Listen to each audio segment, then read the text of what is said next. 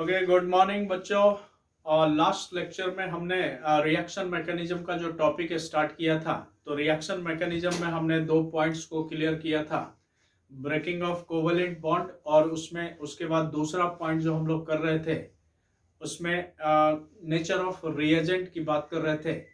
उसमें एक रिएजेंट का हमने बताया है, नेचर ऑफ रिएजेंट में एक इलेक्ट्रोफिलिक रिएजेंट होता है और एक न्यूक्लियोफिलिक होता है। तो हमने लास्ट लेक्चर में इलेक्ट्रोफिलिक रिएजेंट के बारे में बता दिया है।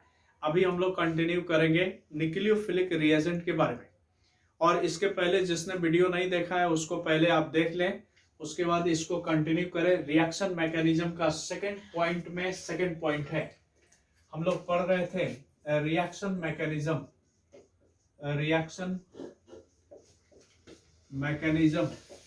और इसके लिए हमने बताया था, सबसे पहला पॉइंट था ब्रेकिंग ऑफ कोवेलेंट बॉन्ड का टूटना। दूसरा हम लोग पढ़ रहे थे नेचर ऑफ रिएजेंट। तो नेचर ऑफ रिएजेंट में हमने पहला तरह का रिएजेंट बताया था और इसको हमने बताया था इलेक्ट्रोफिलिक रिएजेंट। और आज हम लोग बात करेंगे दूसरे तरह का रिएजेंट जिसको कहते हैं न्यूक्लियोफिलिक रिएजेंट। आई होप पहले वाला चीजें आपको समझ में आया होगा। आज हम लोग पढ़ेंगे न्यूक्लियोफिलिक रिएजेंट, या इसी को कहते हैं न्यूक्लियोफाइल। तो बड़े ध्यान से देखें,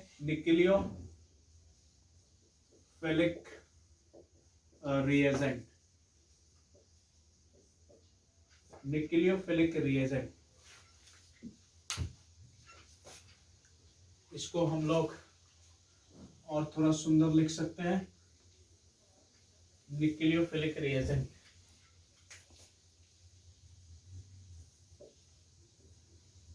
और इसको रिप्रेजेंट करते हैं NU- से, न्यूक्लियोफिलिक रिएजेंट। न्यूक्लियो का मतलब होता है न्यूक्लियस, और फिलिक का मतलब पहले भी हमने बताया है लविंग। न्यूक्लियस लविंग का मतलब एटम के न्यूक्लियस में प्रोटॉन होता है, पॉजिटिवली चार्ज्ड पार्टिकल्स, और इसके तरफ जिसका अट्रैक्शन होगा वो निश्चित इलेक्ट्रॉन रिच होगा। तो न्यूक्लियोफाइल्स जो होते हैं वो इलेक्ट्रॉन रिच होते हैं। लिखेंगे nucleophiles are nucleus loving species which always attacks on electron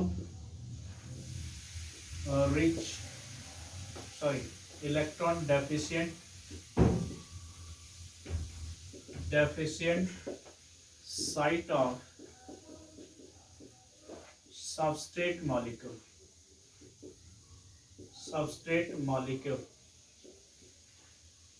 जैसे मान लिया जाए अपने पास कोई कंपाउंड है CH3 C double bond OCH3, और इसका रिएक्शन हमने HCN के साथ कर दिया तो H+CN-।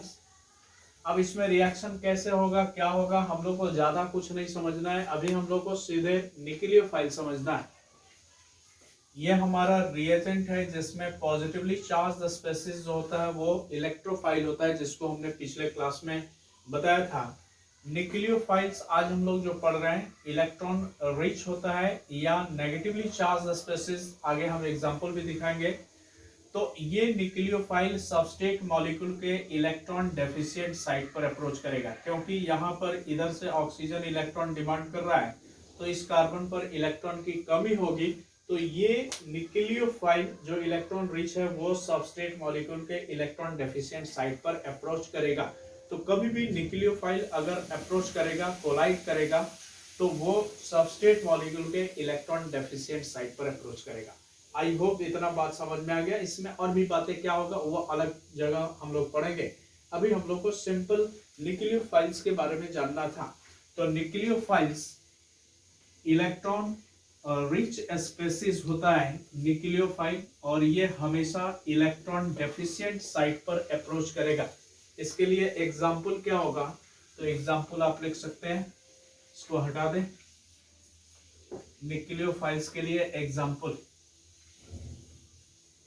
कोई भी नेगेटिवली चार्ज स्पेसीज जिस पर नेगेटिव चार्ज होगा, और नेगेटिव चार्ज का मतलब इलेक्ट्रॉन रिच है, तो जो भी स्पेसीज नेगेटिवली चार्ज होगा वो इलेक्ट्रोफाइल कहलाएगा। एग्जाम्पल है न्यूक्लियोफाइल का example, negatively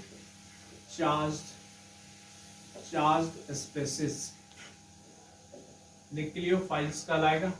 example Br minus, Cl minus, OH minus, Cn minus, अभी हमने दिखाया Cn को, ये हो जाएगा हाइड्रोक्सिल ग्रुप, ये भी हो जाता है OH माइनस, और RO minus alkoxy group etcetera, इस तरह का ग्रुप होगा। तो ये न्यूक्लियोफाइल कहलाएगा। दूसरा एग्जाम्पल, पहला एग्जाम्पल ये हो गया, दूसरा एग्जाम्पल होगा neutral molecule. Neutral molecule having lone pair electron, जिसके पास लोन पेयर इलेक्ट्रॉन होगा। जैसे एग्जाम्पल NH3, इसमें नाइट्रोजन के पास लोन पेयर होता है। कभी भी नाइट्रोजन होएगा तो उसके पास लोन पेयर होगा जहां पर 3 बॉन्ड से बंधा होगा नाइट्रोजन। जैसे प्राइमरी अमाइन है, ये 3 बॉन्ड से बंधा हुआ है, इसके पास भी लोन पेयर होता है। सेकेंडरी अमाइन, अगर आपने नोमेनक्लेचर पढ़ा है तो सेकेंडरी अमाइन, टर्शियरी अमाइन इसी तरह का होता है। वाटर मॉलिक्यूल है, इसमें ऑक्सीजन के पास भी लोन पेयर होता है। अल्कोहल है, इसमें भी ऑक्सीजन के पास लोन पेयर होता है। तो इस तरह के कंपाउंड्स न्यूक्लियोफाइल्स कहलाएंगे। आई होप समझ में आ गया। न्यूक्लियोफाइल का जो कैरेक्टर होता है आपने इलेक्ट्रोफाइल में पढ़ा है। पहला पॉइंट है न्यूक्लियोफाइल्स इलेक्ट्रॉन रिच स्पेसीज होता है। न्यूक्लियोफाइल्स आर क्या होगा कैरेक्टर, इलेक्ट्रॉन रिच। ये इलेक्ट्रॉन रिच होगा, हमेशा अटैक करेगा electron deficient site of substrate molecule. Attacks on electron deficient site of substrate molecule